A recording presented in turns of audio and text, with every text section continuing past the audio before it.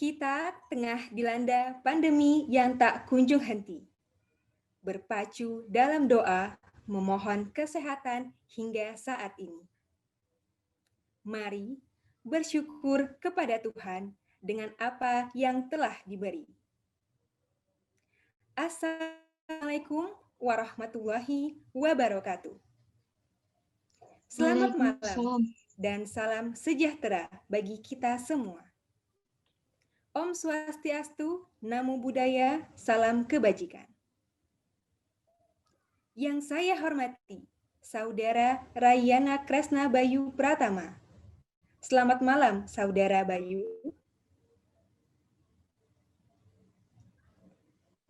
Yang saya hormati, Saudari Dina Adila.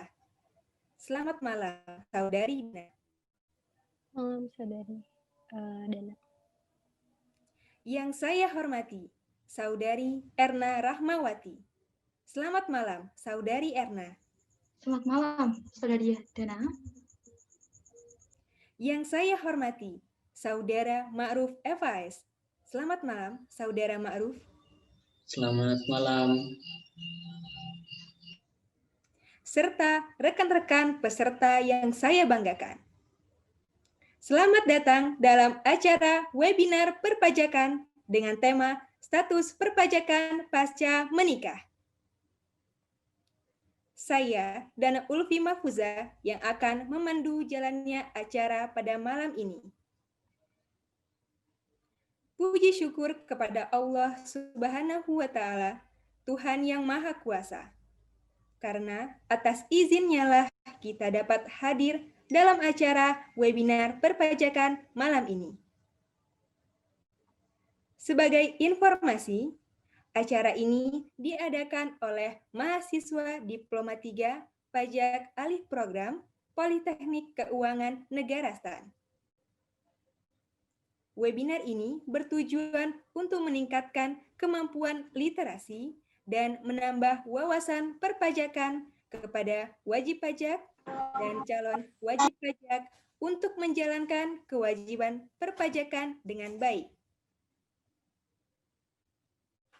Mengawali acara webinar malam ini, marilah kita berdoa menurut agama dan kepercayaan kita masing-masing, agar acara ini dapat berjalan dengan lancar dan kita dapat menyerap ilmu yang akan diberikan. Berdoa menurut agama dan kepercayaan masing-masing.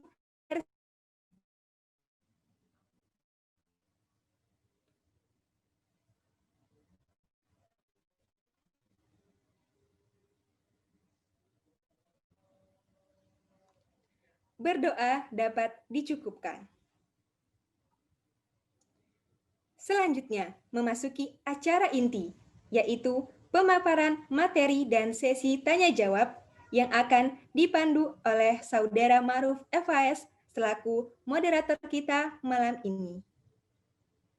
Langsung saja kita sambut moderator webinar kita. Kepada Saudara Ma'ruf, saya persilahkan. Terima kasih Saudara Dana atas kesempatan yang diberikan. Assalamualaikum warahmatullahi wabarakatuh. Selamat malam hadirin webinar yang berbahagia. Izinkanlah saya Ma'ruf FHS selaku moderator untuk memandu jalannya pemaparan materi webinar pada malam ini. Emas melimpah tersimpan dalam peti. Sudah menikah, bagaimana status perpajakanku nanti? Mungkin di antara hadirin semua ada yang pernah bertanya-tanya, apakah seorang suami istri harus memiliki nomor pokok wajib pajak atau NPWP sendiri-sendiri atau bisa digabung menjadi satu? Webinar kali ini akan mengulas beberapa hal mengenai status perpajakan keluarga pasca menikah yang akan disampaikan oleh 3 pemateri yang sangat luar biasa. Pertama, konsep terkait dasar pemajakan keluarga akan dijelaskan oleh Saudara Dina Adila. Kedua, status pemajakan keluarga dengan skema KK akan diulas oleh Saudara Erna Rahmawati. Ketiga, status pemajakan keluarga dengan skema selain KK akan dibahas oleh Saudara Rayana Kresna Bayu Pratama. Di akhir pemaparan materi nanti akan tersedia sesi tanya-jawab untuk memperkuat pemahaman para hadirin semua. Tak perlu berlama-lama lagi. Sawah sepetak ditanami padi. Ayo kita simak webinar yang kece ini. Selamat malam, saya sapa pemateri pertama kita, Saudari Dina. Mungkin materinya akan disampaikan dapat ditampilkan terlebih dahulu. Baik, bisa ditunggu sebentar.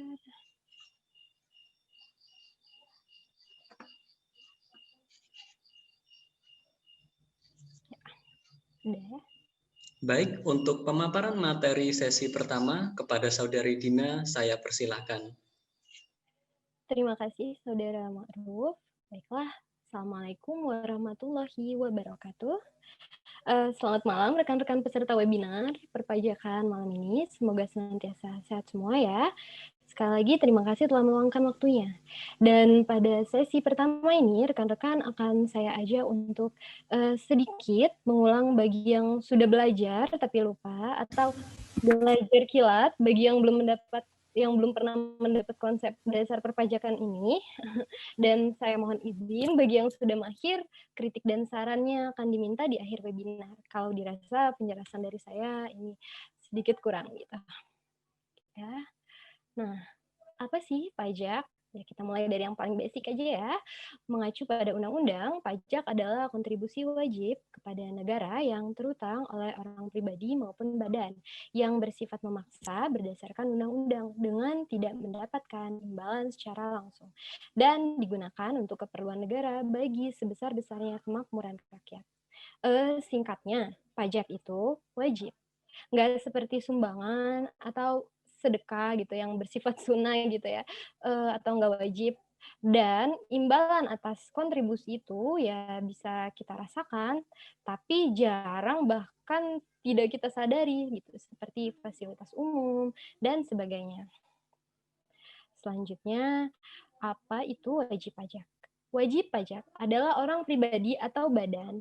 Ada yang pembayar pajak atau hanya memotong atau memungut pajak. Nah, fokus kita adalah pada wajib pajak orang pribadi. Siapa itu? Wajib pajak orang pribadi adalah mereka yang mempunyai hak dan kewajiban perpajakan sesuai dengan peraturan perundang-undangan perpajakan. Misalnya yang aparatur sipil negara atau ASN, dokter, pengusaha, polisi, dan sebagainya. Kemudian teman-teman, kita mulai langsung ada pertanyaan, kapan sih tepatnya kita mulai jadi wajib pajak? Atau dalam istilah undang-undang itu, saat dimulainya kewajiban perpajakan, yaitu saat terpenuhinya dua syarat. Yang pertama syarat subjektif, yang kedua syarat objektif. Syarat subjektif yaitu apabila para subjek pajak, itu ada orang pribadi, badan, warisan belum terbagi. Saat ini kita tidak perlu fokus pada itu ya, tapi intinya para subjek pajak ini memiliki kewarganegaraan dan berdomisili atau di Indonesia, dia baik WNI maupun WNA. Sedangkan syarat objektif ini adalah ada penghasilan. Penghasilan juga diatur oleh undang-undang. Nanti akan kita bahas. Tapi pada intinya, ketika kedua syarat tersebut terpenuhi, maka kita dianggap telah menjadi wajib pajak.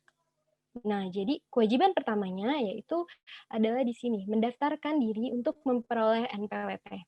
Mendaftarkan diri bisa di kantor pelayanan pajak terdekat, atau bisa juga secara online. Syaratnya nggak ribet, kurang dari 1 jam. NPWP udah jadi dan nggak memakan biaya. Nah, balik lagi ke penghasilan tadi.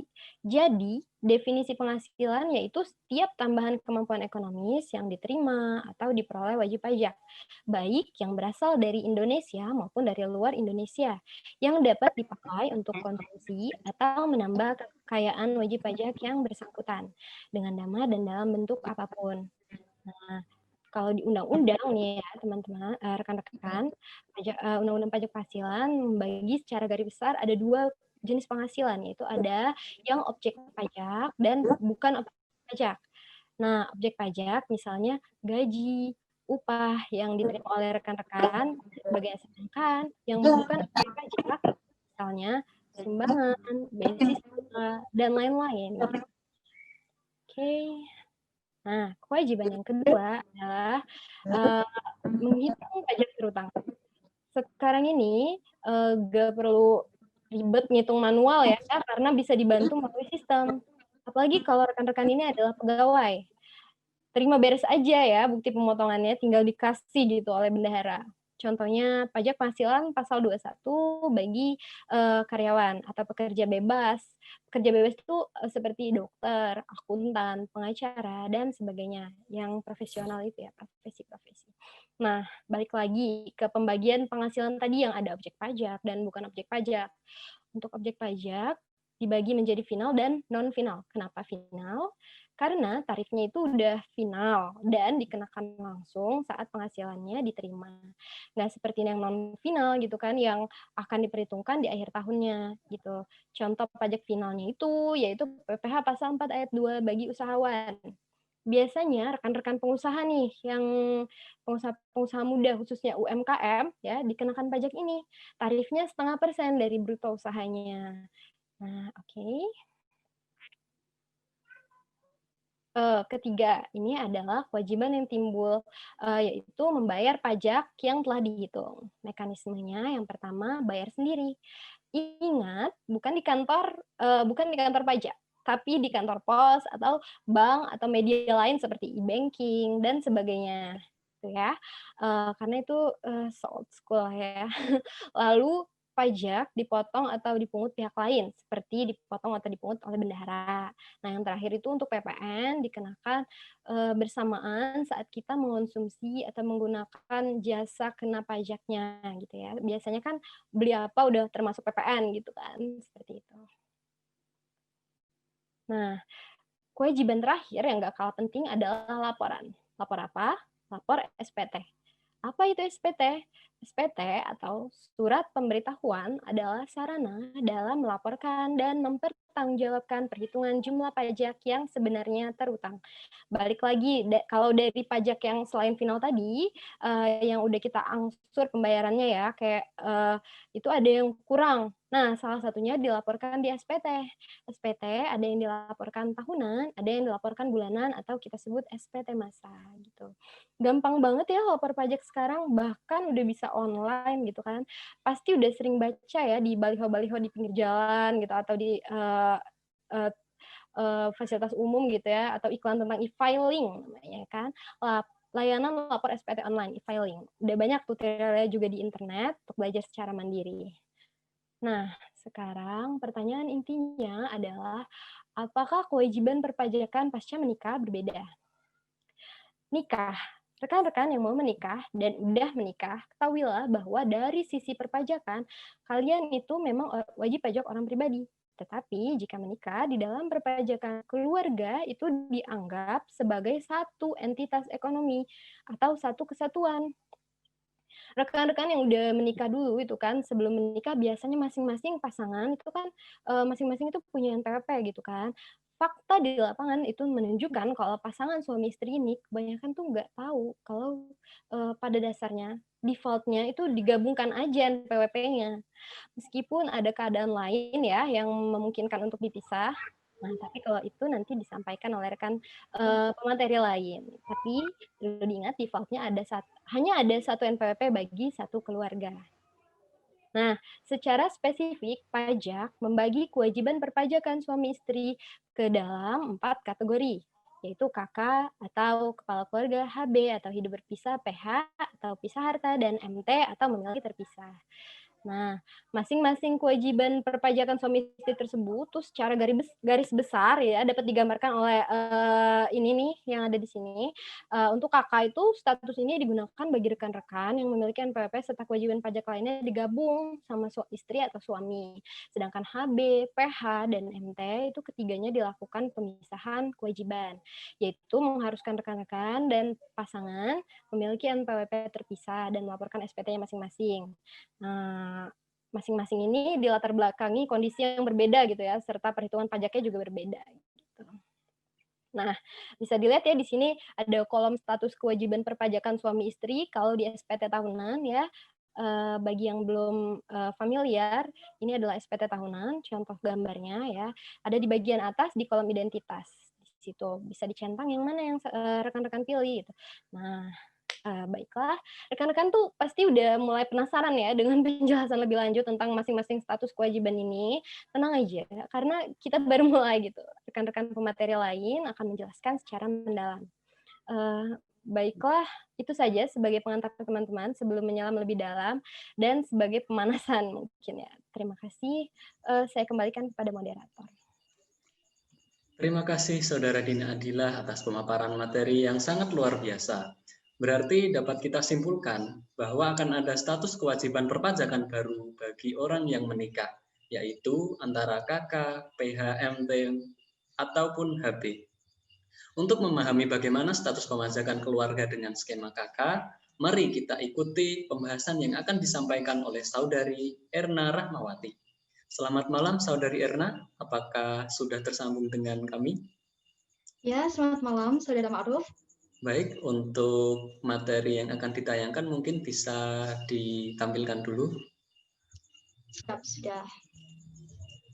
Untuk selanjutnya, materi tentang pemajakan atas penghasilan keluarga dengan skema KK, saya persilahkan kepada Saudari Erna Rahmawati. Baik, terima kasih atas waktu yang diberikan Saudara Ma'ruf. Assalamualaikum warahmatullahi wabarakatuh. Selamat malam hadirin semuanya. Selamat malam. Ya, perkenalkan, saya Erna Rahmawati. Pada kesempatan kali ini, saya ingin mengajak kita untuk bersama-sama membahas topik yang menarik, yaitu terkait pemajakan atas penghasilan keluarga. Nah, di sini kenapa sih kita penting untuk memahami hal ini? Karena siapa di antara kita yang tidak ingin menikah? Tentu saja kita semua di sini ingin menikah, kan? Nah, maka dari itu, pemahaman materi ini nanti akan menjadi pengantar bagi kita untuk menentukan strategi yang tepat terkait finansial ketika sudah berkeluarga nanti. Baik, langsung saja di sini kita akan membahas lebih lanjut terkait status kewajiban perpajakan KK. Nah, di sini baik. Status kewajiban perpajakan KK ini merupakan salah satu dari 4 pilihan status kewajiban perpajakan yang ada, di mana status ini nanti akan digunakan oleh wajib pajak yang ingin menggabungkan kewajiban perpajakannya. Sesuai dengan teori yang ada, yaitu adalah family-based taxation, di mana pemajakan Indonesia itu akan menganggap keluarga sebagai satu kesatuan ekonomi, satu entitas. Jadi, ketika suami berpenghasilan, anak berpenghasilan, atau istrinya yang berpenghasilan, maka penghasilan padi akan dianggap sebagai satu kesatuan dan akan dikenakan pajak atas gabungan penghasilan tersebut.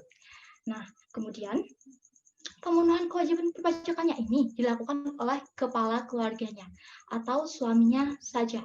Jadi, mulai dari menghitung pajak terutang, menyetorkan pajak yang kurang bayar, hingga melaporkan kewajiban perpajakan itu akan dilakukan oleh suaminya saja. Demikian penjelasan ini. Nah, berikutnya di sini status kewajiban KK ini memiliki ciri-ciri yang dapat membedakan dengan status kewajiban perpajakan lainnya, yaitu suami dan istri memiliki NPWP sama. Nah, pada contoh ini, suaminya bernama Pak Putra, sementara istrinya bernama Bu Nabila, dan mereka masing-masing mempunyai kartu NPWP. Kemudian jika kita perhatikan nomor NPWP pada kartunya Pak Putra, ini akan sama dengan nomor yang tertera pada kartunya Bu Nabila. Dan juga di sini, pada kartu istri tetap tercantum nama suaminya. Jadi sebenarnya status kakak ini, istrinya itu tidak mempunyai NPWP, tidak mempunyai nomor sendiri, tetapi hanya menduplikat NPWP suaminya saja. Di sini bisa terjadi. Jadi sebenarnya itu dalam sistem administrasi perpajakan cukup menggunakan satu NPWP suami saja untuk menjalankan semua kewajiban perpajakan. Nah, tetapi ketika di sini istrinya itu juga membutuhkan kartu NPWP yang mencantumkan nama istri, maka DJP juga memfasilitasi pencetakan kartu NPWP bagi istri.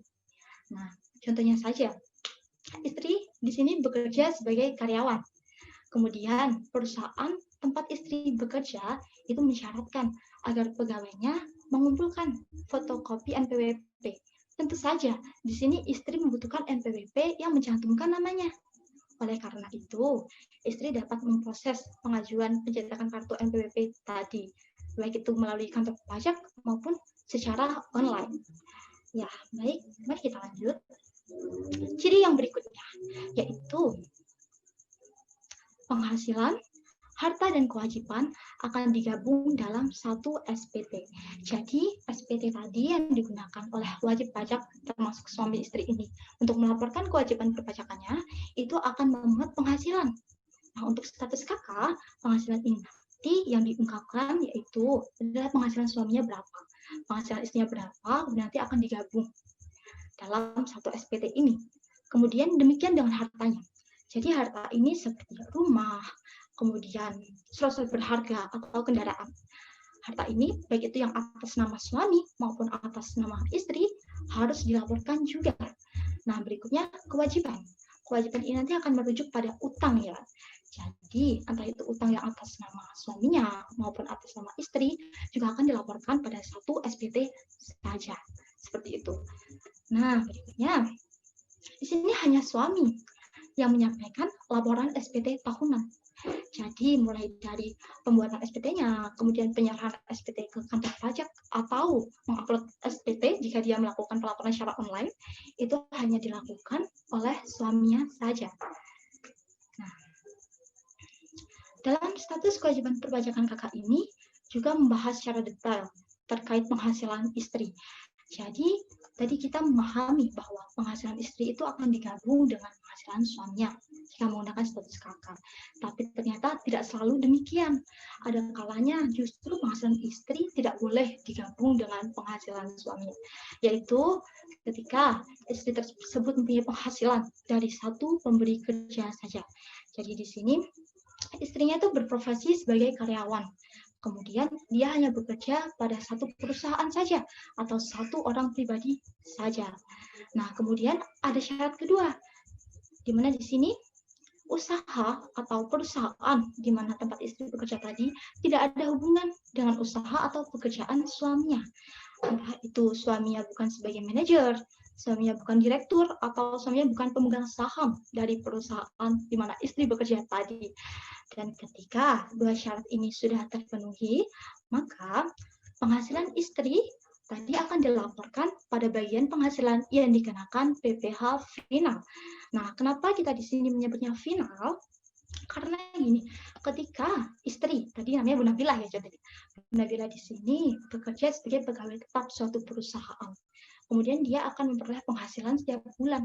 Dan penghasilan yang diterimanya itu akan dipotong pajak setiap bulannya oleh perusahaan yang memberikan penghasilan. Nah, ketika sudah dilakukan pemotongan setiap bulan, maka kewajiban perhitungannya dianggap selesai dan dikatakan final. Jadi tidak perlu lagi untuk dihitung ulang akumulasi penghasilannya selama 1 tahun pada akhir periode pelaporan. Nah, di sini misalnya kondisinya ternyata Bu Nabila tadi, si istri tadi itu bekerja pada sebuah restoran misalnya. Kemudian restorannya di sini miliknya suami. Jadi syarat kedua di sini tidak bisa terpenuhi ya, karena ada hubungan dengan usaha atau pekerjaan suaminya.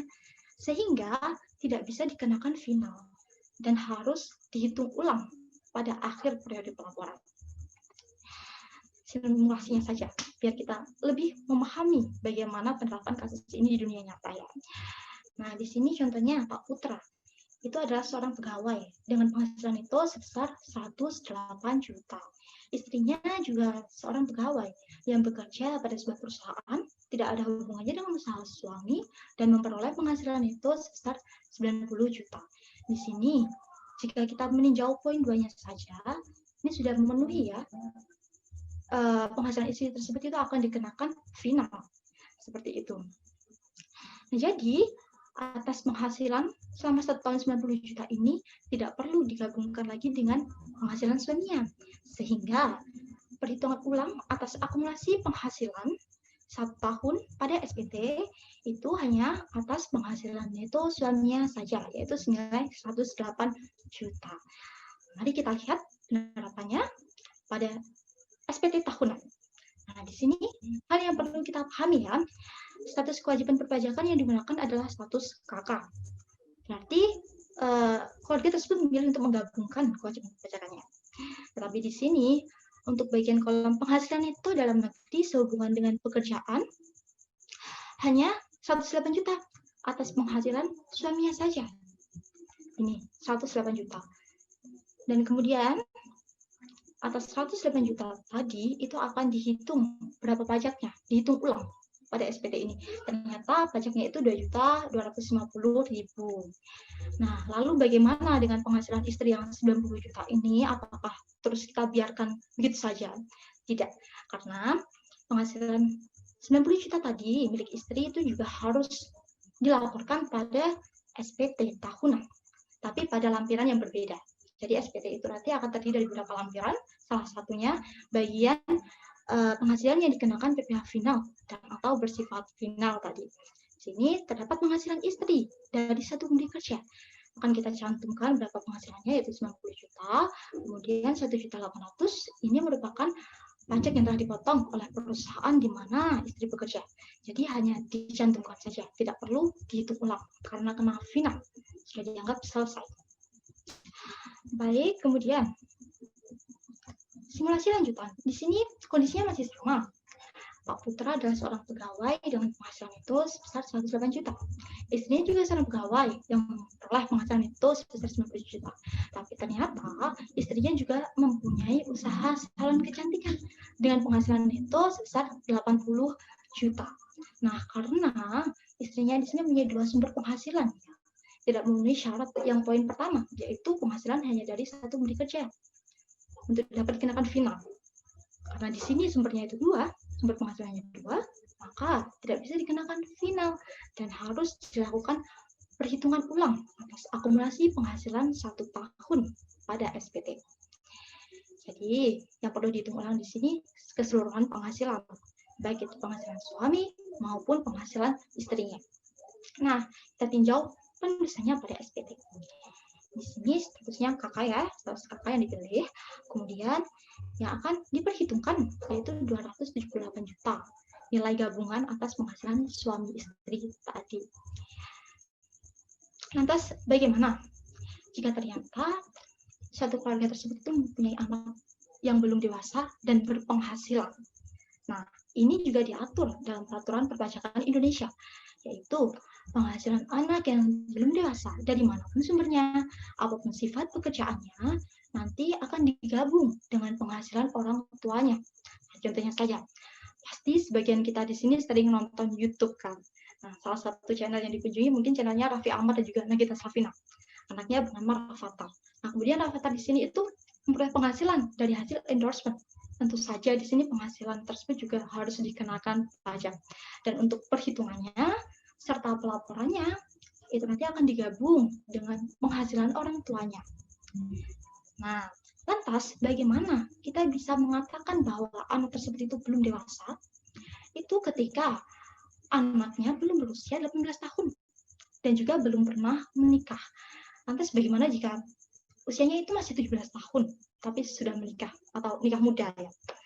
Maka nanti ketika anak tersebut itu mempunyai penghasilan yang dikenakan pajak, pelaksanaan kewajiban perpajakannya sudah tidak bisa digabung lagi dengan orang tuanya karena sudah dianggap dewasa, sehingga harus menjalankan kewajiban perpajakannya sendiri. Nah, kemudian di sini terkait konsekuensi status kewajiban perpajakan kakak. Setiap pilihan pasti ada konsekuensinya, termasuk bagi suami istri yang memilih untuk menjalankan kewajiban dengan status kakak ini. Nah, untuk konsekuensi positifnya atau dampak positifnya, di sini memudahkan pelaporan SPT tahunan. Karena tadi cukup suaminya saja yang menjalankan pelaporan SPT. Dan ketika di sini istrinya itu mempunyai penghasilan final, maka nanti cukup dicantumkan saja penghasilannya. Tidak perlu digabung dengan penghasilan suami untuk dihitung ulang, sehingga akan lebih sederhana. Seperti itu. Kemudian yang berikutnya, menimbulkan pembayaran pajak lebih kecil daripada pemisahan kewajiban perpajakan. Jadi ternyata ketika kita di sini melakukan perhitungan kompleks, ya, kemudian membandingkan antara perhitungan dengan status kakak dibandingkan dengan perhitungan ketika keluarga tersebut memilih untuk menjalankan kewajiban pisah. Nah, ternyata pajaknya itu akan lebih ringan atau lebih kecil ketika keluarga tersebut memilih status kakak ini. Nah, Kemudian di sini yang menjadi dampak negatif atau konsekuensi negatifnya, sebenarnya bukan yang benar-benar merugikan itu tidak. Cuma lebih ke kompleksitas dari status kakak ini, yaitu istri harus membuat rekap penghasilan atau bukti potong penghasilan. Jadi ketika istri menggabungkan penghasilannya ke penghasilan suami, maka bukti-bukti terkait penghasilan tersebut juga harus dilampirkan. Entah itu buktinya berupa rekap penghasilan bagi istri yang menjalankan usaha maupun bukti potong penghasilan bagi istri yang bekerja sebagai pegawai. Jadi nanti lampiran SPT suaminya akan lebih kompleks. Tidak hanya bukti-bukti terkait penghasilan suami, tetapi juga bukti-bukti terkait penghasilan istrinya. Baik, demikian materi terkait status kewajiban perpajakan kakak. Terima kasih telah bersedia untuk mendengarkan dan mohon maaf jika terdapat kekurangan. Wassalamualaikum warahmatullahi wabarakatuh. Waalaikumsalam warahmatullahi wabarakatuh. Terima kasih Saudari Erna atas pemaparan materi terkait skema perpajakan kakak. Pada intinya, seseorang yang sudah menikah dapat memilih untuk menggabungkan kewajiban perpajakannya dengan satu NPWP, yaitu melalui skema pemajakan dengan status kakak. Lalu, bagaimana penjelasan mengenai status perpajakan keluarga selain kakak? Materi tersebut akan disampaikan oleh Saudara Bayu. Saya sapa dulu, selamat malam Saudara Bayu. Ya, selamat malam Saudara Ma'ruf. Baik, apakah sudah siap dengan materi yang akan dipaparkan? Mungkin dapat ditampilkan. Oke, sebentar, tunggu ya. Siap.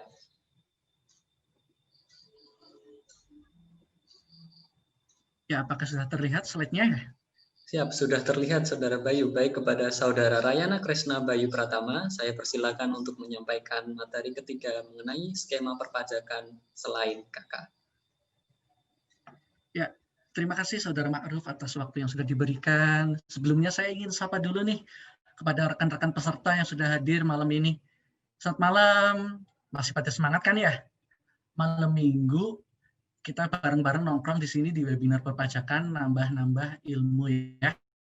Nah, sebelumnya oleh rekan saya sudah disampaikan terkait mulai dari pengantar hingga status kewajiban perpajakan keluarga yang ternyata ada 4. Yang pertama KK, HB, PH, lalu MT.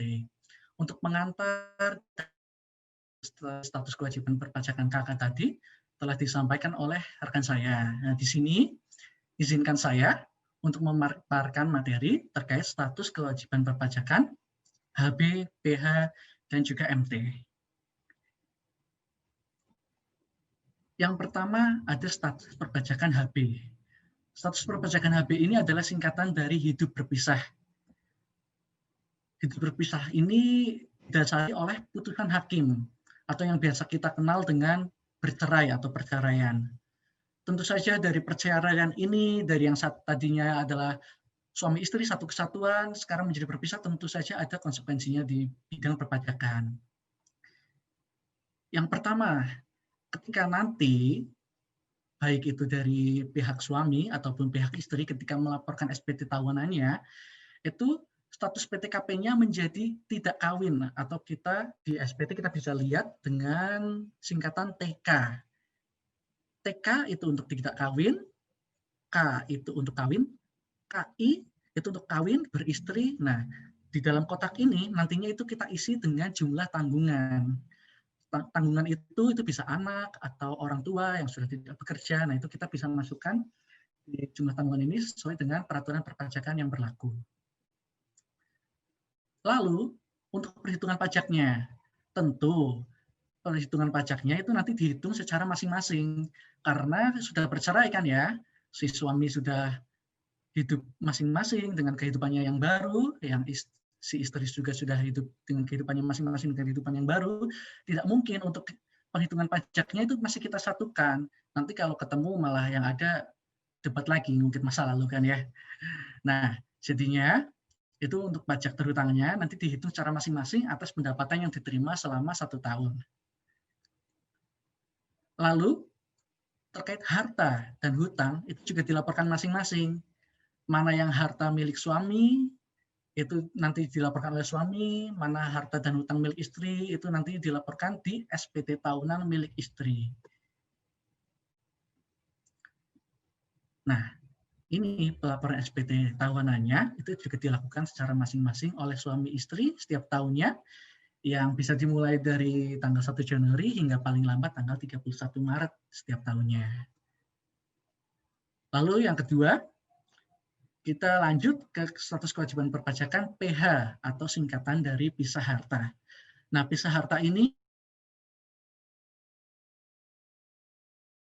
bercerai, tetapi melakukan perjanjian pemisahan harta dan juga penghasilan.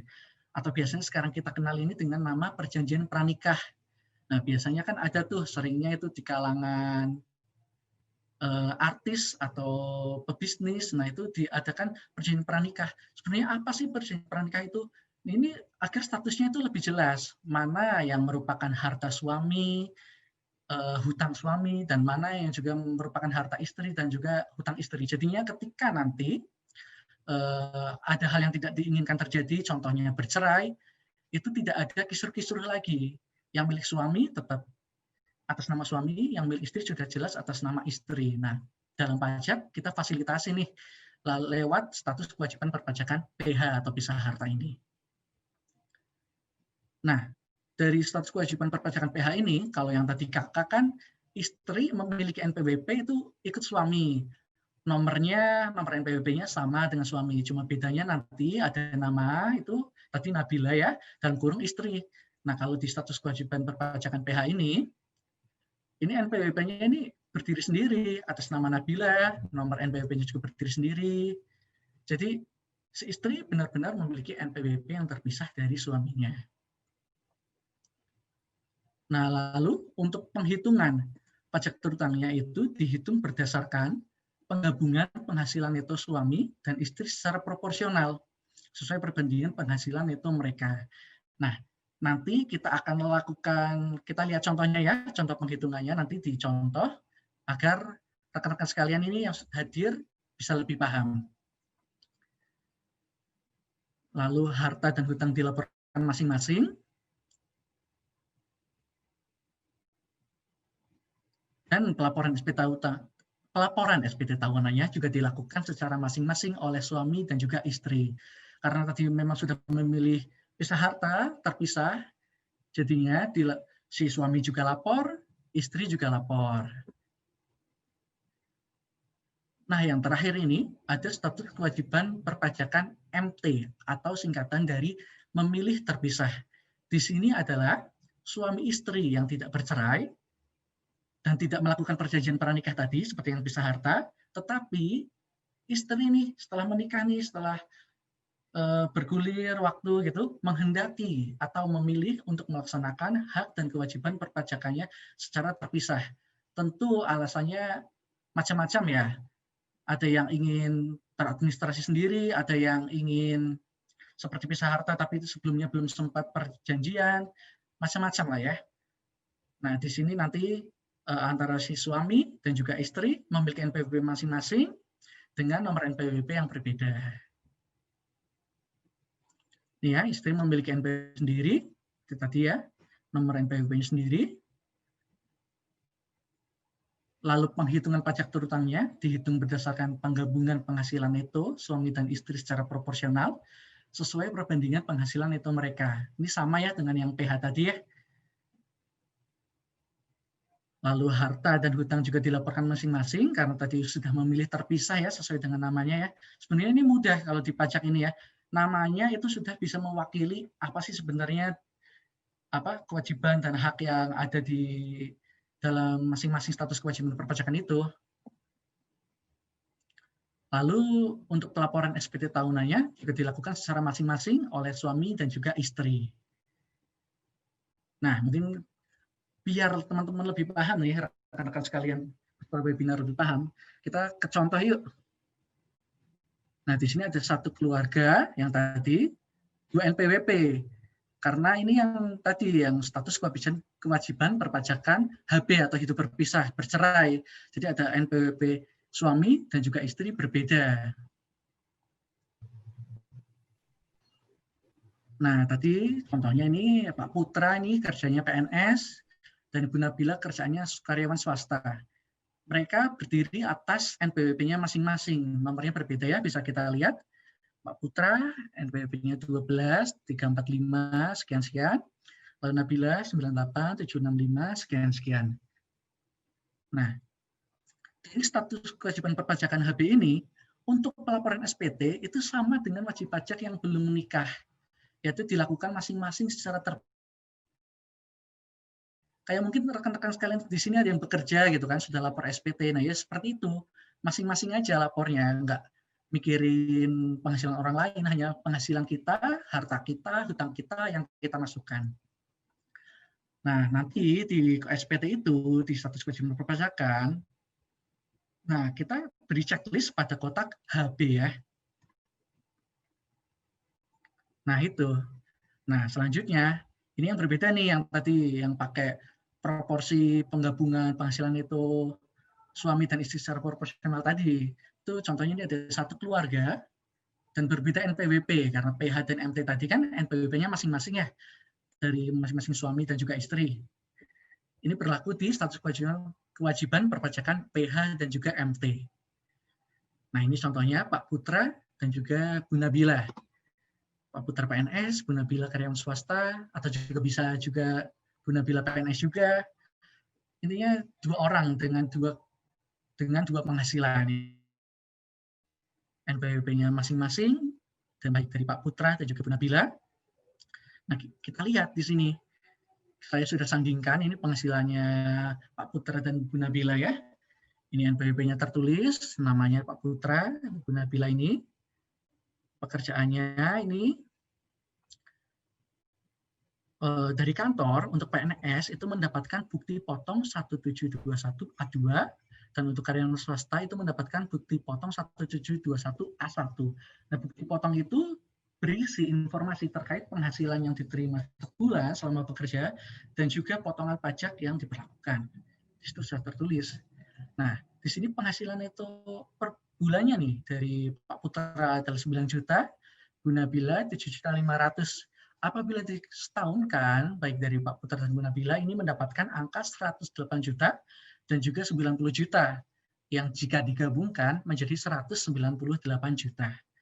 Nah ini ada PTKP, PTKP adalah pengurang ya, pengurang untuk tidak dikenakan pajak ini, penghasilan tidak dikenakan pajak. Di sini contohnya ini Pak Putra dan Bu Nabila ini punya tanggungan satu orang anak. Jadi kita tulis ini KI1, kawin, beristri, punya tanggungan satu, anak satu ya. Ini sebesar 117 juta.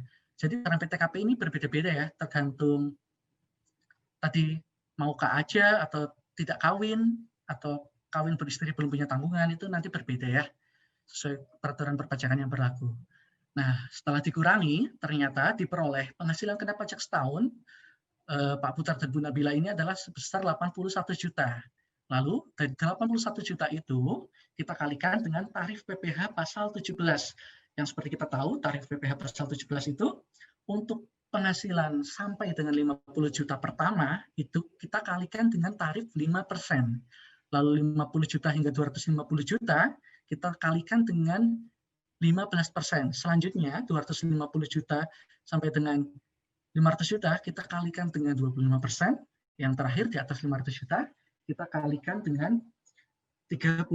Nah di sini berhubung 81 juta, 50 juta pertamanya ini kita kali dengan 5%, kita dapatkan angka 2.500.000.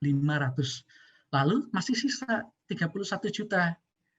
Nah kita kalikan dengan 15%, yaitu akan didapatkan angka 4.650.000 yang menghasilkan jumlah pajak penghasilan gabungan itu sebesar 7.150.000. Nah, untuk menghitung ini yang tadi yang proporsi ini, yang penggabungan penghasilan itu suami dan istri secara proporsional, kita bisa dapatkan dari PPh gabungan, kita kalikan penghasilan itu suami, yaitu tadi 108 juta ya, yang sudah ditanamkan itu, dibagi dengan penghasilan itu gabungan, yaitu 198 juta. Akan kita dapatkan angka 3.900.000. Lalu untuk istri, sama PPh gabungan yang tadi 7.150.000 dikalikan dengan penghasilan setahun istri sebesar 90 juta, dibagi dengan 198 juta, yaitu dari penghasilan neto gabungan tadi, akan diperoleh angka 3.250.000. Nah, dari kantor ini biasanya dipotong nih sebesar 2.250.000 untuk Pak Putra dan 1.800.000 untuk Bu Nabila. Sehingga timbul pajak kurang bayar atau pajak yang masih harus dibayar oleh masing-masing, baik dari Pak Putra dan Bu Nabila, sebesar 1.650.000 dan juga 1.150.000. Kita berlanjut yuk ke pengisian SPT-nya nih dari Pak Putra dulu ya. Nah, kita isi NPWP dari Pak Putra, kita isi di kolom NPWP. Di tahun pajaknya ini contohnya adalah pada tahun pajak 2017, yaitu penghasilan selama tahun 2017 yang kita laporkan di 2018. Nama Pak Putra, pekerjaannya PNS, nomor telepon kita isi. Nah, status kewajiban perpajakan suami istrinya ini diisi di MT atau PH tadi, sama ya kalau MT dan PH ini ya. Lalu NPWP istri atau suami, ini kita tuliskan di sini. Tadi berarti kalau Pak Putra mencantumkan dari Bu Nabila 98 765 432 1 sekian ya. Nah, ini kita tuliskan di sini penghasilannya tadi disetorkan 108 juta. Lalu kita tadi dapatkan PPh terutangnya ya, yang sudah kita hitung proporsional itu 3.900.000. Ternyata telah dipotong 2.250.000. Nah, nanti ini timbul pajak yang harus dibayar sendiri, ini kolom 13A ini sebesar 1.650.000. Nah, ketika pelaporan 1.650.000 ini harus sudah dilunasi. Jadi ketika lapor, kita itu sudah tidak ada tanggungan pajaknya nih, rekan-rekan nih. Sehingga ini di sini dituliskan nih di kolom 16 nih. PPh yang kurang dibayar telah dibayar nih, telah dilunasi pada tanggal 8 Februari tahun 2018 sebesar 1.650.000. Nah, di bawah kita tuliskan ini Pak Putra NPWP-nya sebagai wajib pajak dan tanggal pelaporannya sebesar pada tanggal 1 Maret 2018. Jangan lupa ditandatangani ya SPT-nya ya, agar sah penyampaiannya. Lalu untuk istri kurang lebih sama, cuma yang di sini yang kita input adalah data-data dari istri, yaitu Ibu Nabila. Yang di sini dituliskan NPWP-nya nanti NPWP dari suaminya ya, dari Pak Putra. Penghasilannya yang dituliskan penghasilan dari Bu Nabila tadi 90 juta yang sudah ditetapkan. PPh terutangnya kita sudah dapatkan tadi 3.250.000. Lalu yang sudah dipotong oleh pemberi kerja 1.800.000. Nah, di kolom 13 ini, 13A kita masih ada tadi pajak yang kurang dibayar sebesar 1.450.000 dan sudah harus dilunasi. Di sini sudah dilunasi pada tanggal 8 Februari 2018 sebesar 1.450.000. Nah, di bawahnya ini pernyataan, tuliskan nama lengkap, Nabila, nomor NPWP-nya, diberi checklist pada kotak wajib pajak, dan dilaporkan pada tanggal 1 Maret 2018. Jangan lupa untuk ditandatangani ya. Nah, bedanya itu yang tadi yang kita sebutkan, penggabungan penghasilan neto suami dan istri secara proporsional ini, ketika melaporkan SPT, kita juga harus mengisi lampiran dari SPT tersebut. Ini namanya adalah lembar perhitungan pajak penghasilan terutang bagi wajib pajak yang kawin dengan status perpajakan suami istri pisah harta dan penghasilan atau PH, atau istri yang menghendaki untuk menjalankan hak dan kewajiban perpajakannya sendiri atau MT. Di sini kita tuliskan ya, seperti yang tadi sudah kita lihat di atas. Kita tuliskan setahun 108 juta, 90 juta. Kita jumlahkan ini. Apabila ada penghasilan neto dalam negeri lainnya juga bisa dituliskan, atau penghasilan dari luar negeri juga bisa dituliskan. Apabila ada zakat ini bisa jadi pengurang ya, atau sumbangan keagamaan yang bersifat wajib. Ini diatur dalam undang-undang juga ya, nggak semuanya ya. Nah, ini nanti kita dapatkan jumlah penghasilan neto suami dan istri 198 juta, penghasilan tidak kena pajaknya ini 117 juta. Kita dapatkan penghasilan kena pajak 81 juta, kita kalikan dengan PPh pasal 17 ya. Tarifnya ya. Kita dapatkan ini 750 masing-masing dari Pak Putra ini 3.900.000 dan dari Bu Nabila 3.250.000. Dituliskan tempat, tanggal, dan masing-masing tanda tangan ya. Nah, dari pengisian SPT tadi ini kita berlanjut nih. Gimana sih kalau punya anak? Nah, kalau punya anak ini untuk pengertian itu sama ya. Penghasilan anak yang belum dewasa itu penghasilan dari manapun sumbernya, baik itu dari pekerja, endorsement, syuting film, dan lain-lain itu, dan apapun sifat pekerjaannya itu termasuk penghasilan tadi ya. Nah, anak yang belum dewasa itu yang bagaimana? Yaitu yang belum berusia 18 tahun dan belum pernah menikah. Nah, untuk penghasilan dari anak tersebut itu digabung dengan penghasilan orang tuanya. Nah, bedanya di sini ini tergantung dengan perjanjian, tergantung dengan kesepakatan dari orang tuanya. Kalau tadi hidup berpisah, itu biasanya kita berpatokan kepada siapa hak asuh anak itu jatuh, pada suami atau istri. Nah, yang mendapat hak asuh itu, nah pada orang tua itulah penghasilan anak itu digabungkan.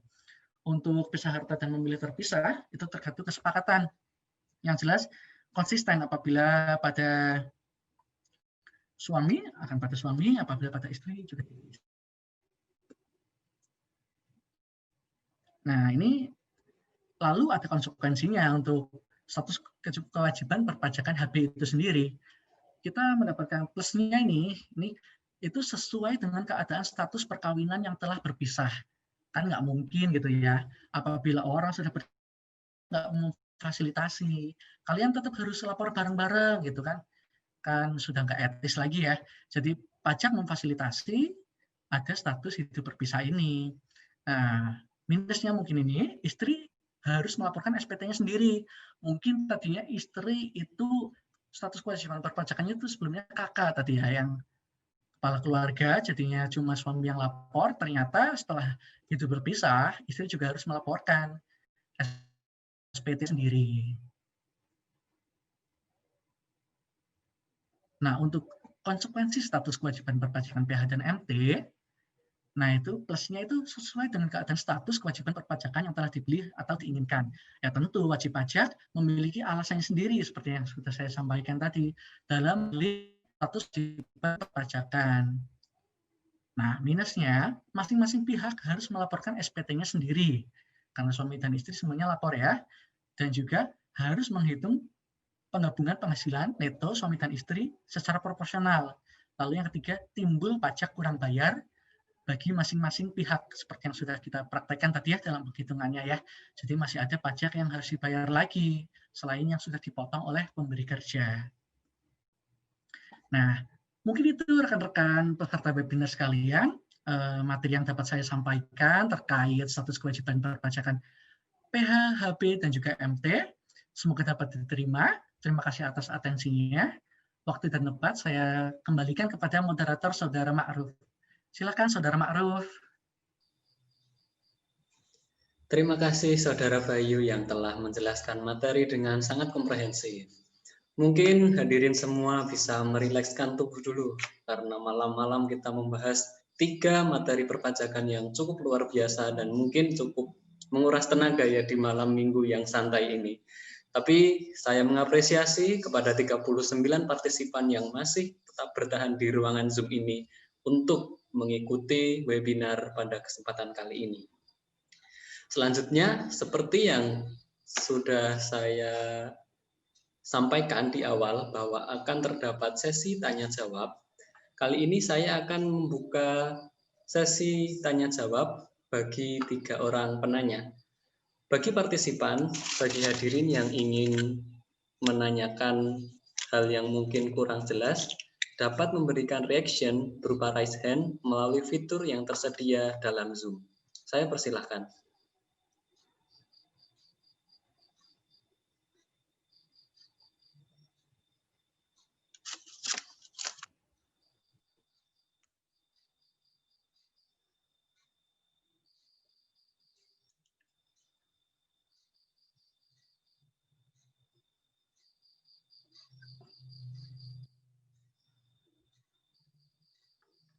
Baik, untuk Saudara Raisa Chandra, dipersilahkan untuk menyampaikan pertanyaannya.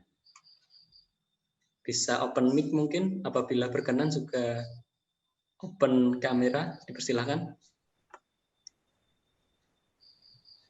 Selamat malam Bapak dan Ibu. Selamat malam. Saya ingin bertanya, bagaimana pelaksanaan kewajiban perpajakan pada keluarga yang memilih status kakak tetapi suaminya meninggal dunia? Apakah istri melanjutkan kewajiban perpajakan dengan membuat NPWP baru atau menggunakan NPWP suami? Sekian, terima kasih. Baik, terima kasih untuk Saudara Raisa yang telah memberikan pertanyaan. Untuk pertanyaan akan kami tampung dulu, kemudian nanti akan dijawab oleh pemateri.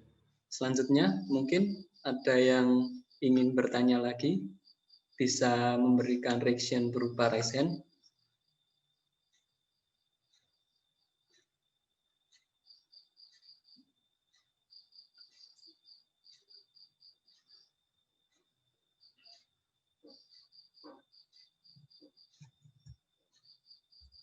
Kepada Yulinda, saya persilahkan untuk menyampaikan pertanyaannya. Ya, baik. Assalamualaikum, selamat malam. Terima kasih atas kesempatannya.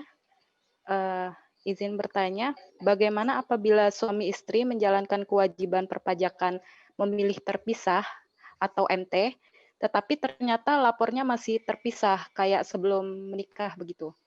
Konsekuensinya bagaimana ya? Terima kasih. Baik, terima kasih untuk Saudara Yulinda yang sudah menyampaikan pertanyaannya. Selanjutnya yang ketiga tadi sempat terlihat Saudara Wendy DL untuk Selamat menyampaikan malam. pertanyaannya. Silakan. Baik, selamat malam. Selamat malam. Perkenalkan, nama saya Wendy. Saya ingin bertanya, apabila seorang wanita yang telah memiliki NPWP menikah dengan laki-laki yang belum punya NPWP, apakah status perpajakan keluarga tersebut dapat digabung menjadi satu dengan NPWP pihak wanita? Berdasarkan materi yang saya ikuti tadi kan, kecenderungan penggabungan NPWP itu mengikuti NPWP laki-laki. Nah, gitu tuh gimana? Terima kasih. Baik, sudah kita peroleh 3 pertanyaan. Tadi yang pertama dari Saudara Raisa, kemudian yang kedua dari Saudara Yulinda, kemudian yang ketiga dari Saudara Wendy. Untuk pemateri webinar, saya persilahkan untuk mempersiapkan jawaban bagi penanya-penanya tersebut. Saya persilahkan, mungkin dari Mbak Dina, dari Saudari Erna, atau Saudara Bayu, maaf. Saya persilahkan. Ya, mungkin coba diulangi lagi, maaf untuk pertanyaan yang status kakak tadi. Baik. Untuk pertanyaan dari Saudara Raisa ya. Ya, bagaimana pelaksanaan kewajiban perpajakan pada keluarga yang memilih status kakak, tapi suaminya sudah meninggal dunia? Apakah istri melanjutkan kewajiban perpajakan dengan NPWP suami atau membuat NPWP baru? Baik. Jadi di sini keluarga tersebut itu memilih status kakak, tetapi pelaksana kewajibannya yaitu suaminya meninggal dunia. Seperti itu kan ya. Nah, jadi apakah di sini istrinya cukup melanjutkan kewajiban perpajakan menggunakan NPWP suami atau perlu membuat NPWP sendiri? Jadi satu hal yang perlu kita pahami terlebih dahulu bahwa ketika seseorang itu meninggal dunia, maka NPWP-nya harus dihapuskan, termasuk jika NPWP sang suaminya meninggal. Maaf, jika suaminya meninggal dunia, maka NPWP-nya harus dihapuskan. Nah, tapi di sini ternyata ada kondisi di mana NPWP suami itu tidak bisa langsung dihapuskan. Contohnya di sini tadi suaminya bernama Pak Putra ya misalnya. Suaminya Pak Putra itu mempunyai warisan yang belum dibagikan. Nah, di sini warisannya misal berupa restoran. Restoran di sini itu sangat jaya seperti itu. Restorannya mempunyai penghasilan yang besar sehingga akan dikenakan pajak. Tapi tiba-tiba Pak Putra tadi sebagai suami, dia meninggal dunia. Tapi yang jelas di sini perpajakan atas penghasilan restoran tetap harus jalan. Sehingga apa? Sehingga NPWP suami masih belum dapat dihapuskan. Dan pelaksanaan kewajiban perpajakan atas penghasilan restoran tadi harus dilakukan oleh istrinya menggunakan NPWP suami. Jadi istri akan meneruskan kewajiban perpajakan melalui NPWP suami. Seperti itu. Kemudian bisa saja pada kondisi yang kedua, yaitu istri harus memiliki NPWP. Ya.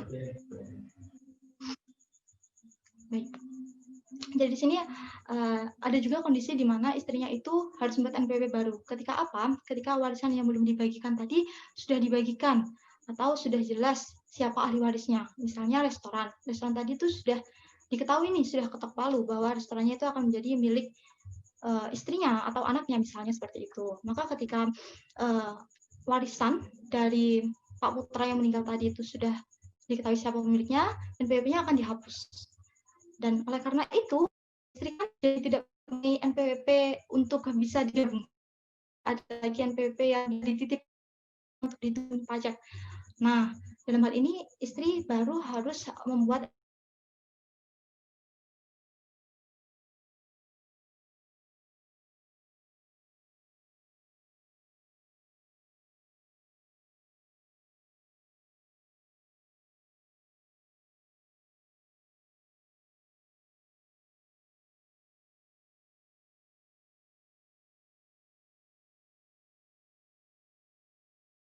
yang kedua, bisa saja istrinya membuat NPWP sendiri, atau bahkan yang ketiga, istrinya bisa tidak membuat NPWP sama sekali.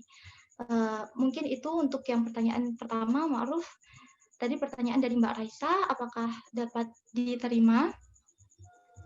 Baik, Mbak Raisa, apakah pertanyaannya sudah terjawab atau ada yang ingin dikonfirmasi lagi? Saya persilahkan kepada saudari Raisa.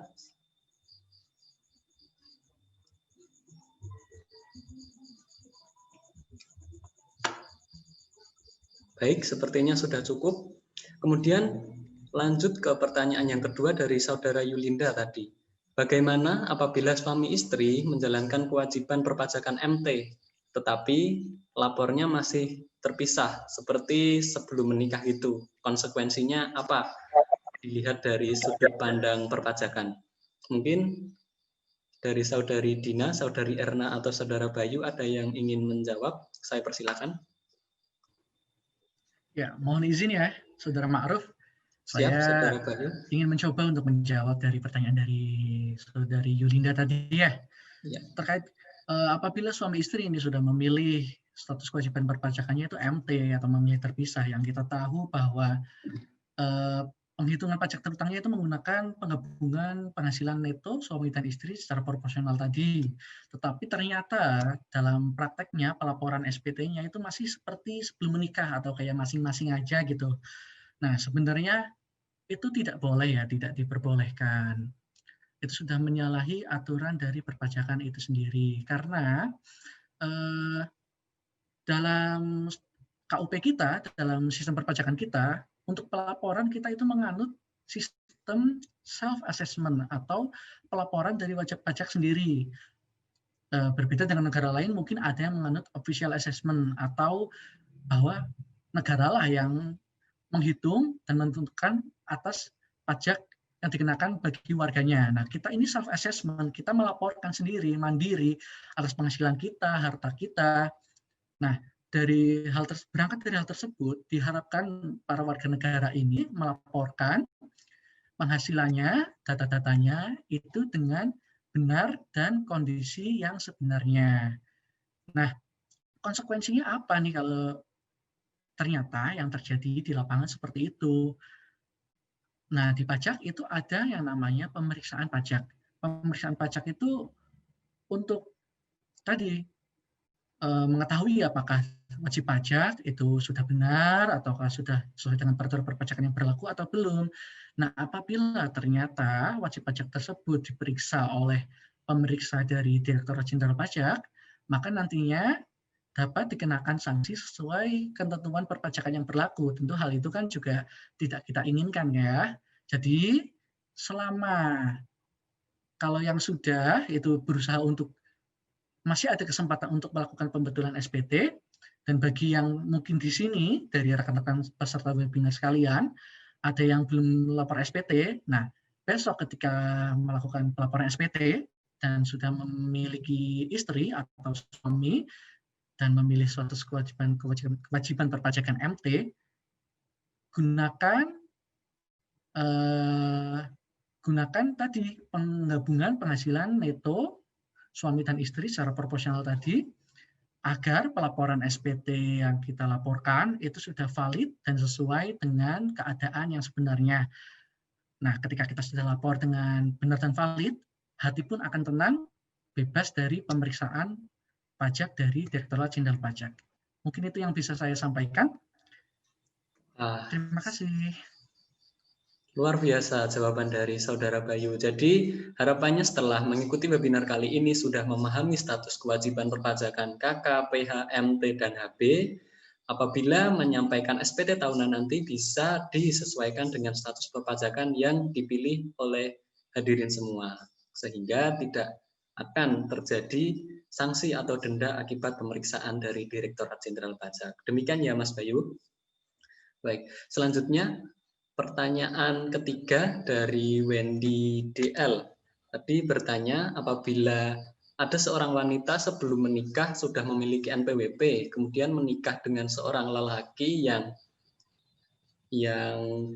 tidak memiliki NPWP, apakah setelah menikah si lelaki itu bisa mengikut ke NPWP istri atau tidak bisa? Karena berdasarkan materi yang sebelumnya dijelaskan, kecenderungannya wanita ini selalu mengikut ke suami. Mungkin dari pemateri ada yang ingin menjawab, saya persilahkan. Baik, moderator, Saudara Maruf, saya coba jawab ya. Yap, jadi ini kondisinya itu si istri ini sudah punya NPWP ya, berarti si suaminya ini dia belum punya NPWP. Berarti ada dua kemungkinan, suami ini sudah punya penghasilan atau tidak berpenghasilan. Kalau sudah berpenghasilan, maka muncul kewajiban perpajakan memenuhi syarat objektif ya. Jadi wajib untuk buat NPWP. Jadi yang pertama Mbak Wendy suaminya harus mendaftarkan diri dulu untuk memperoleh NPWP kalau memang punya penghasilan. Tetapi kalau ternyata suaminya memang tidak berpenghasilan seperti itu ya, dan sumber pendapatannya itu dari istri, berarti istri itu tidak bisa jadi kepala keluarga, karena suami bisa jadi kepala keluarga, tetapi tidak berlaku untuk sebaliknya gitu ya, tidak ada reverse gitu. Jadi istri bisa menggunakan status memilih terpisah atau MT, dan nanti perhitungan pajaknya menggunakan PTKP orang pribadi yang tidak kawin. Jadi istrinya ini dianggap belum berkeluarga seperti itu untuk perhitungannya ya. Nah, tapi karena dia sudah berkeluarga, maka dia mencentang kolom MT di SPT tahunannya. Sedangkan untuk perhitungannya tadi yaitu untuk seperti yang belum menikah seperti itu. Jadi kalau itu keadaannya kalau suaminya belum ada penghasilan dan tidak punya NPWP. Oh ya, sekali saya tambahin lagi, tadi kalau suaminya sudah punya penghasilan tapi belum ber-NPWP, maka suaminya ada kewajiban ya untuk mendaftarkan diri untuk memperoleh NPWP. Nah, kalau sudah seperti itu, maka istri bisa mengajukan penghapusan NPWP. Nah, nanti digabungkan dengan si suami. Kurang lebih seperti itu. Silakan moderator. Baik, terima kasih jawaban dari Saudari Dina Adila. Berarti dapat saya simpulkan apabila suami belum memenuhi syarat subjektif, si istri tetap bisa melanjutkan kewajiban perpajakannya dengan menggunakan NPWP-nya sendiri. Akan tetapi apabila suami telah memenuhi persyaratan subjektif, suami tidak bisa mengikut ke NPWP istri, akan tetapi harus membuat NPWP sendiri, kemudian nanti status perpajakannya ditentukan bersama. Kalau misalkan kakak, NPWP istri nanti dihapus, kemudian bergabung ke suami. Begitu ya, Saudari Dina?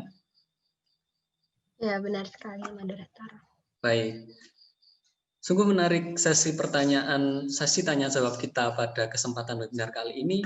Selanjutnya, untuk menyemarakkan webinar pada kesempatan kali ini, kami telah menyiapkan sebuah mini quiz disertai hadiah yang menarik tentunya. Apa hadiahnya? Akan terdapat hadiah GoPay, OVO, atau pulsa, masing-masing 50.000 untuk 3 orang pemenang kuis. Wah, jadi mungkin teman-teman yang mungkin hadirin yang hadir di webinar kali ini bisa mempersiapkan kuis. Nanti kuisnya akan berbentuk kuisis. Untuk kode kuisisnya, Saudari Dana bisa dibantu untuk ditampilkan.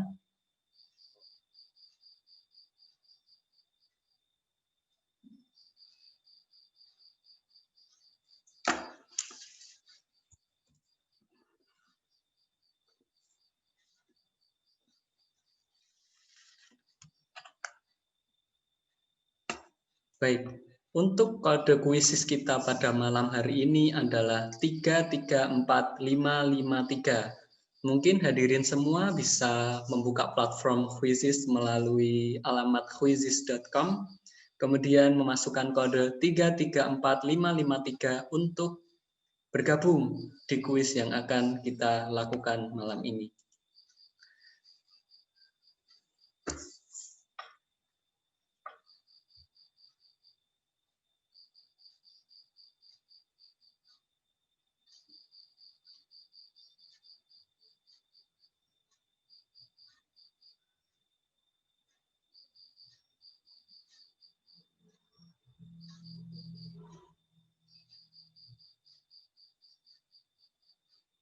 Ayo mungkin hadirin bisa bergabung. Ada hadiah untuk pemenang kuis nanti, masing-masing 50.000 untuk 3 pemenang teratas. Wah, malam minggu ikut webinar, nanti menang kuis, dapat hadiah. Mungkin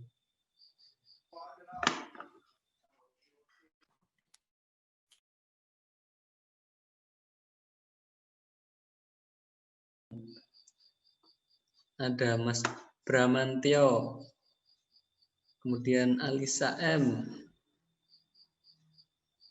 Ayo.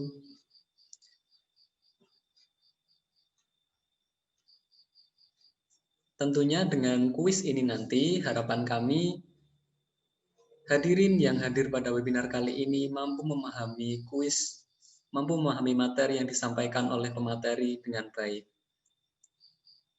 Kemudian di kehidupan yang nyata nanti, materi-materi tersebut dapat diaplikasikan dalam rangka memenuhi kewajiban perpajakannya.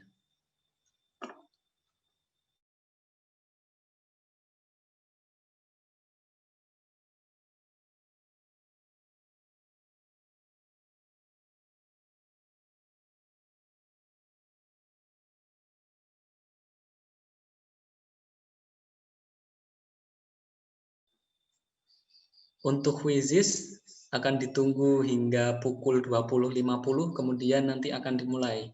Ayo, akan ada hadiah untuk 3 orang pemenang kuis, masing-masing pulsa, GoPay atau OVO, sebesar 50.000. Sudah terpantau 9 orang yang bergabung di kuis kali ini. Ada 10 orang. Masih ditunggu, ayo.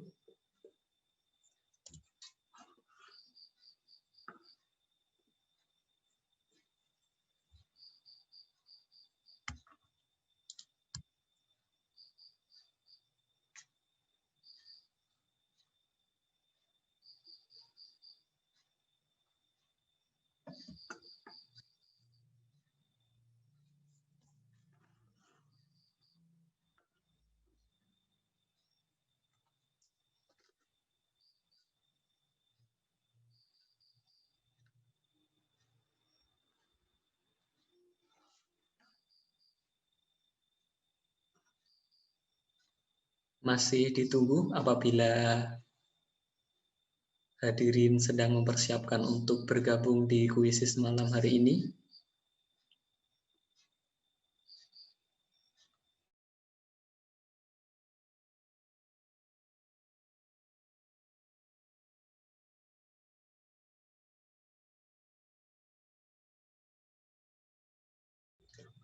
Baik, sesaat lagi kuis akan kita mulai. Sudah memasuki 20.50, terdapat 15 hadirin yang bergabung dalam kuis kali ini. Untuk saudari Dana, kuis dapat dimulai.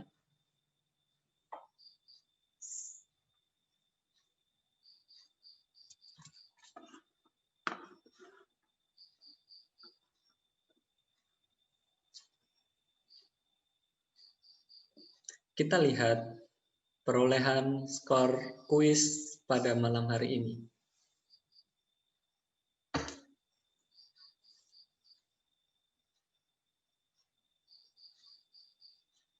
Percobaan pertama, Leman memimpin dengan skor 800 poin. Wah, Budianto naik ke posisi pertama dengan poin 1580.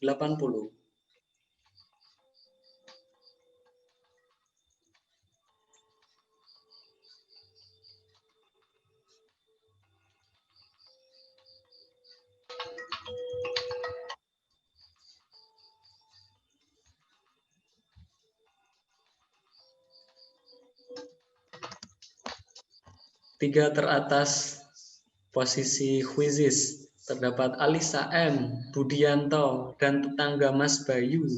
Wah, ini ada yang fans ini sama saudara Bayu. Sangat semangat mengikuti materi hingga bisa masuk ke podium kuis.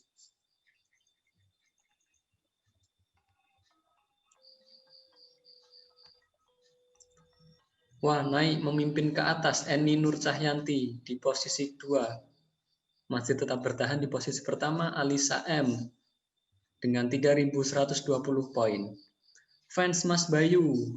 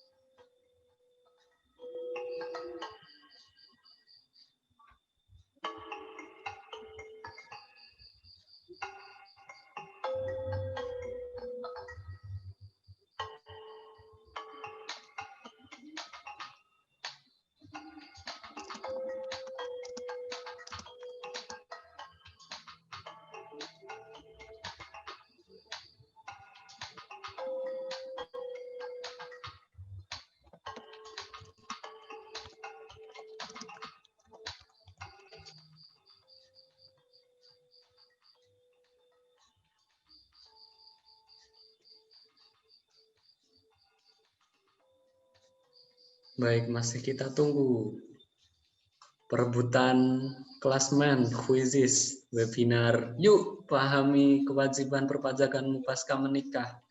Masih berlangsung sangat ketat. Dipimpin oleh tetangga Mas Bayu dengan 5.190 poin. Diikuti fans Mas Bayu. Wah, hebat-hebat sekali ini Mas Bayu. Kemudian di posisi ketiga terdapat Ilham dengan 4.740 poin. Dan masih diikuti beberapa hadirin lainnya yang masih dalam proses pengerjaan kuis. Sangat menarik. Oh, untuk Wendy naik ke posisi kedua.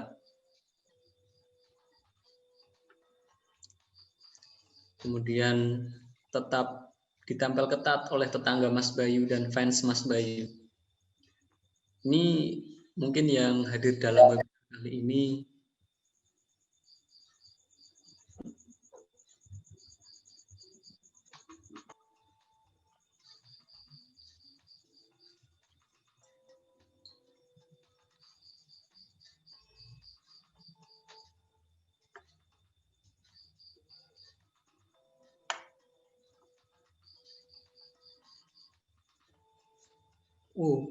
Tetangga Mas Bayu dikalahkan oleh Wendy yang naik ke posisi pertama.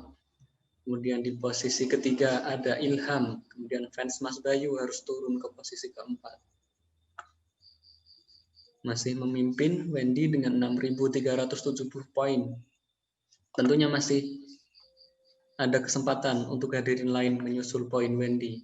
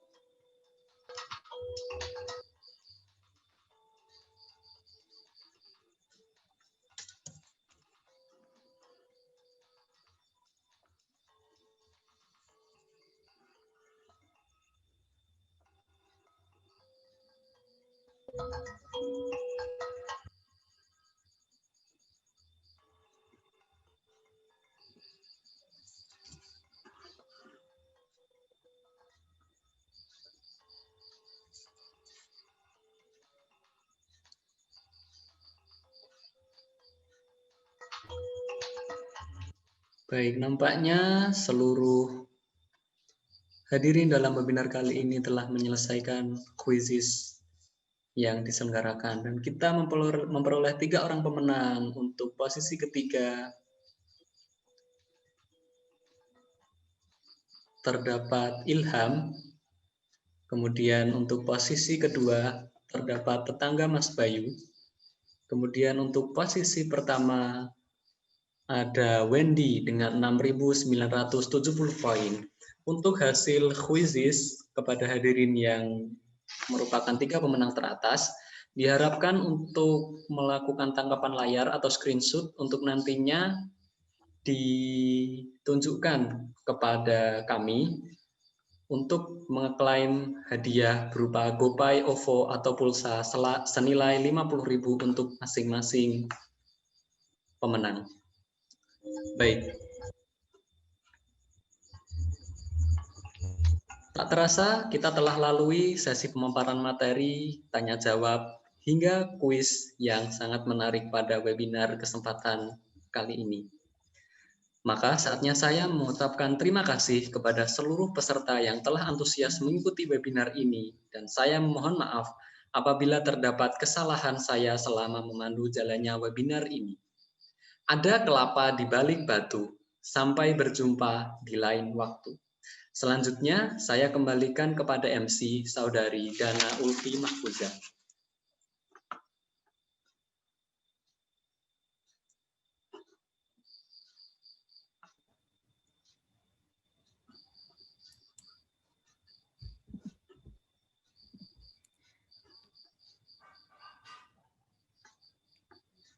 Baik, kembali saya ucapkan terima kasih kepada para narasumber yang telah berkenan memberikan materi. Saudara Rayana Kresna Bayu Pratama, Saudari Dina Adila, dan Saudari Erna Rahmawati, serta kepada moderator yang telah memandu jalannya diskusi, yaitu Saudara Ma'ruf FAS. Untuk mengabadikan momen webinar ini, kita akan mengadakan foto bersama secara virtual. Untuk segenap rekan peserta yang belum mengaktifkan kamera, boleh segera mengaktifkan kameranya.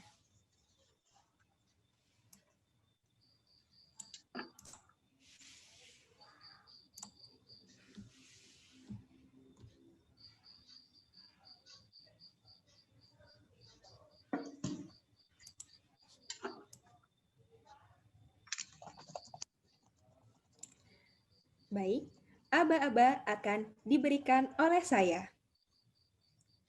Kita akan berfoto dalam 3, 2, 1. Sekali lagi, kita akan berfoto dalam 3, 2, 1.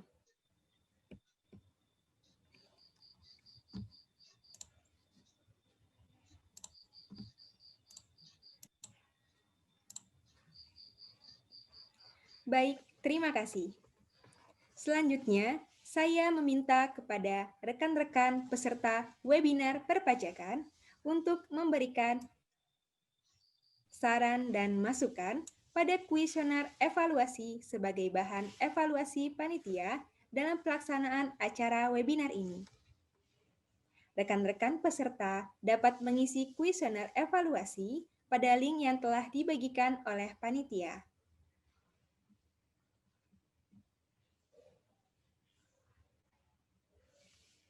Hadirin yang saya hormati, akhirnya sampailah kita di penghujung acara pada malam ini. Menutup acara webinar malam ini, marilah kita berdoa menurut agama dan kepercayaan masing-masing, agar ilmu yang didapatkan dapat bermanfaat dan menjadi bekal untuk menjadi wajib pajak patuh. Berdoa dipersilahkan.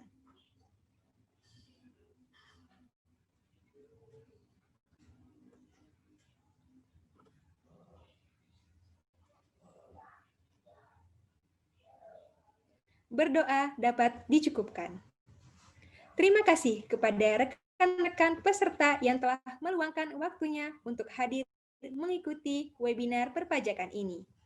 Selamat malam dan salam sejahtera bagi kita semua. Om Swastiastu, Namo Buddhaya, salam kebajikan. Wassalamualaikum warahmatullahi wabarakatuh. Waalaikumsalam warahmatullahi wabarakatuh. Waalaikumsalam. Terima kasih.